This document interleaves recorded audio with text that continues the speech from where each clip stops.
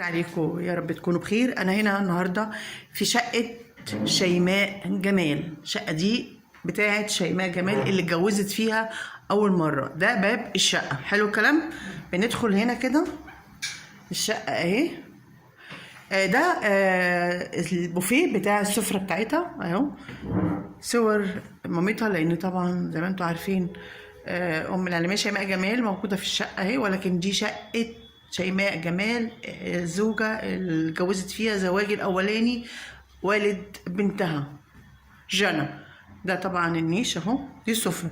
تعالي يا ام شيماء كده، تعالي يا حبيبتي، عامله ايه؟ ازيك؟ تمام الحمد لله. ايه وريني. خش بس الفرن من تحت. يعني موبيليا مش موجوده النهارده. نعم. خالص. بصي انت المنظر. انت بصي الشغل الفحم. يعني دي سفرتها اللي هي اتجوزت بيها. عفشها ده. العفش ده كله بتاعها. احنا جبنا لها جديد لما نقلت بره. تمام. اما اتجوزت بره احنا جبنا لها جديد وجابت حاجات مودرن.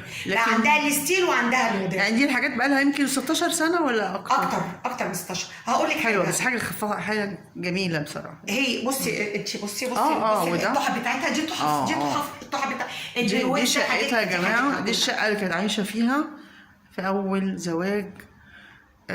بصوا كده حاجه هنا حاجه. بصي الشغل الانتيك. انتيك. لا العفش ده النهارده ممكن تنزلي عليه مزاج عشان تفكري. حتى لو فكرتي بالظبط. لو فكرتي لكن احنا مش بنفكر الكلام ده. نعم. تمام. ده الانتريه بتاعها برضو. ده انتريه. ده صالون. ده عفشها. بصي الانتيك بتاعها. بصي الانتيكات بتاعتها. ما فكرتيش طبعا تستغني عنه او تبيعه وتغيري؟ لا انا ما اقدرش. دي حاجتها. دي الصورة دي بتاعتك؟ دي صوري انا. اوكي. بصي هنا الاباجور. بصي هنا أيوة الاباجور عامل ازاي. كله رخام ونحاس. كله رخام ونحاس. اللي هو ايه بقى الرخام؟ ده رخام. ده رخام هندي. ده نحاس مطلي. الترابيزه برضه. طبعا ترابيزاتها. الانتيكات ديت بتاعتها. الفضيات ديت بتاعتها. نعم. كده محتفظه بكل حاجه. هنا الشقه زي ما انتم شايفين اللي كانت عايشه فيها الله يرحمها شيماء جمال. الشقه دي في فيصل. لا هرم. في الهرم فيصل. الهرم. تمام. هرم. دي هرم في العروبه جنب استوديو مصر. نعم.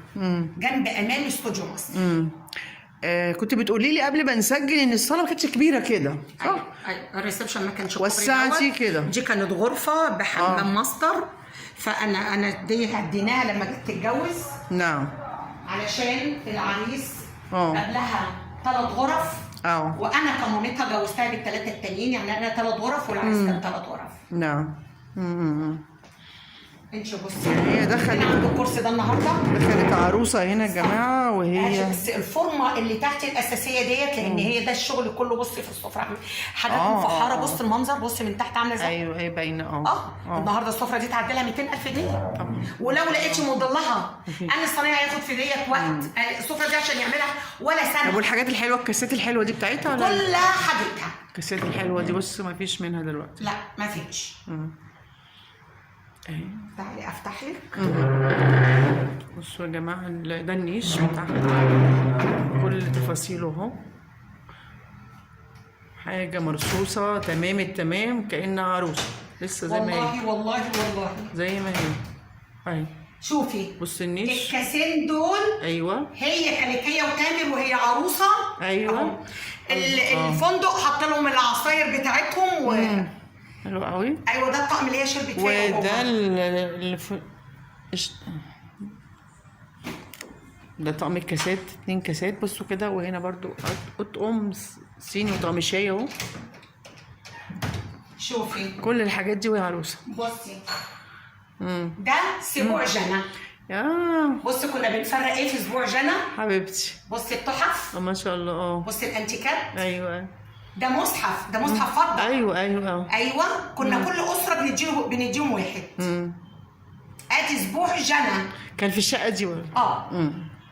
ادي ده اسبوع جنى. تمام. هوريكي حاجه تانيه.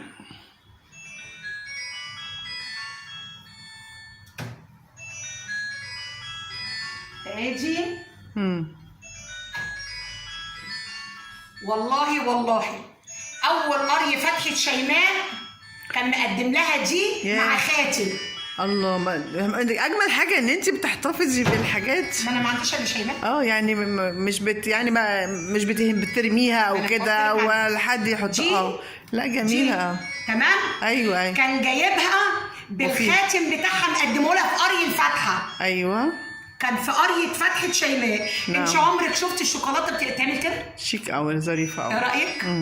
كان تامر بدل ما يقدم الخاتم في علبه، نعم، هو كان عمله لها كده وطلع مقدمه لها. كان هديه يوم قرية فتحتها. نعم. شوفي مين بيرد عليكي تقريبا. حاضر. هوريكي حاجه تانية. اتفضلي. ده الكبه دي والحاجات دي بتاعتها برضو خلاطها ما بتطلعيش حاجه خالص. لا ما بستخدمش حاجه.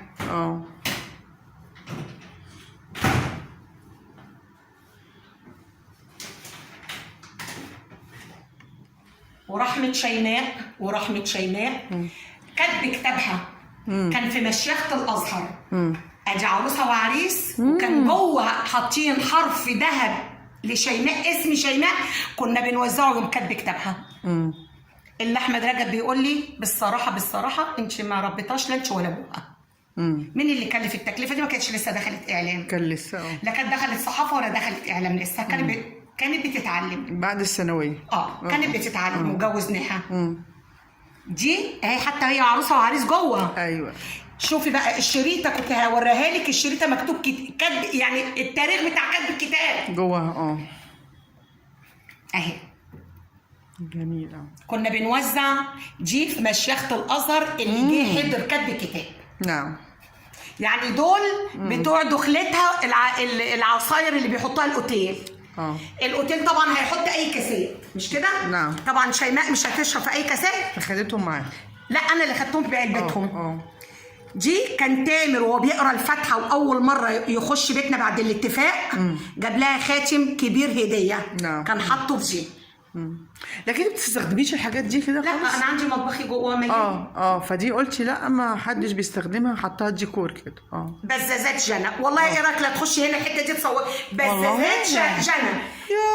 اهي بالصدفه. ايه رايك يا حبيبتي؟ ادي بزازات جنى اهي محتفظه بيها بقى. اهي الحاجات دي كلها بتاعت شيماء. عيله مستر براون من تاريخ، دي من زمن اهي. طبعا.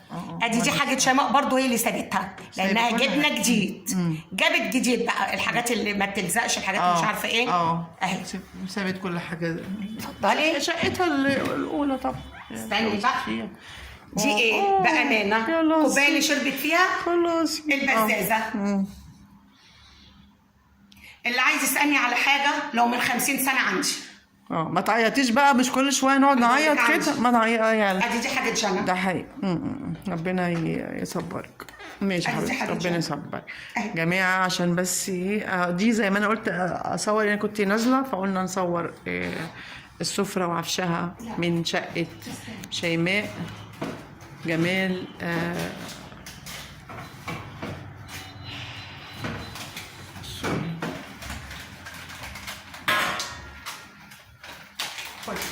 انا غلطت. ادي الشريط اهي بتاع كاتب كتابها. النور. قلت لك النور. طب وبعدين؟ خش عند البلكونه. انا انزل ازاي بالاسانسير؟ يلا. هنصور هنا. احنا اوكي خلاص كده عشان الحق. هي النور بيقطع يا جماعه هنا في مصر. كاتب كتابها التاريخ بتاع كاتب كتابها حسب الاماكن بقى النور بيقطع. تمام. كنا بنوزعها وجوه هي عروسه وعروس. شفتها. ادي التاريخ بتاع كاتب كتابها اهي. الشريط اهي بالتاريخ وبالاسم اسمها. ايوه خدي شوفي اسمها. بالظبط شايفاه. طيب انا طبعا قلت اصور. انا عايزه اقول بس لاحمد رجب، ايه رايك في اللي امها كانت بتصرفه وبتحطه؟ ايه رايك؟ ما هي الشقه ما كانتش دخلت اعلام، ما كانتش دخلت صحافه، ما كانتش عملت اي حاجه. شوفي مين عايز يرد عليكي. وانا طبعا تحياتي ليكوا، وهحاول طبعا انزل على السلم لان انا مش بعيد، انا في الدور الثالث. يلا خالص تحياتي والى اللقاء.